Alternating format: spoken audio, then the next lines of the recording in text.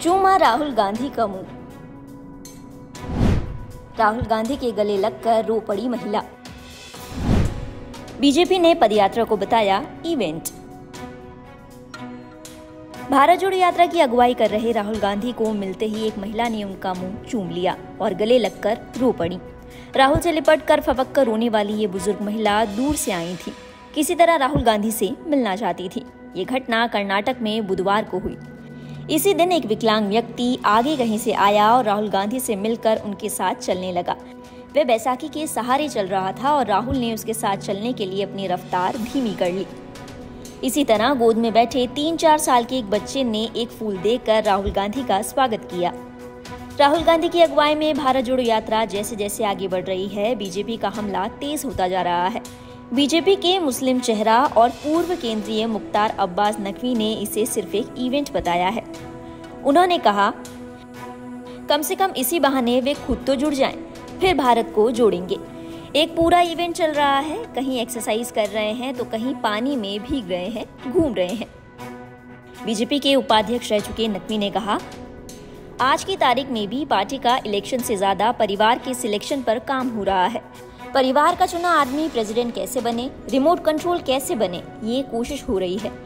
इन बुरे हालातों में भी जब उनका सफाया हो रहा है तो भी वो सुधरने के लिए तैयार नहीं है। इसके साथ बीजेपी ने शिवसेना के नेता और महाराष्ट्र के पूर्व मुख्यमंत्री उद्धव ठाकरे पर भी तंज कसा, इसलिए कि वे भारत जोड़ो यात्रा की अगुवाई करने पर राजी हो गए। बीजेपी ने एक बयान में कहा कि उद्धव ठाकरे अपनी पार्टी के लिए कभी घर से बाहर नहीं निकले, पर अब राहुल गांधी का स्वागत करने जा रहे हैं, मुंह में राम और बगल में छुरी। बता दें कि इससे पहले महाराष्ट्र कांग्रेस के नेताओं ने उद्धव ठाकरे से मुलाकात कर भारत जोड़ो यात्रा से जुड़ने का न्योता दिया था, जिसे शिवसेना ने स्वीकार कर लिया। शिवसेना ने कहा है कि उद्धव ठाकरे और उनके बेटे आदित्य ठाकरे महाराष्ट्र में भारत जोड़ो यात्रा का स्वागत करेंगे। इसी के साथ राष्ट्रवादी कांग्रेस पार्टी के नेता शरद पवार और उनकी सांसद बेटी सुप्रिया सुले ने भी कहा है कि वे महाराष्ट्र में भारत जोड़ो यात्रा से जुड़ेंगे।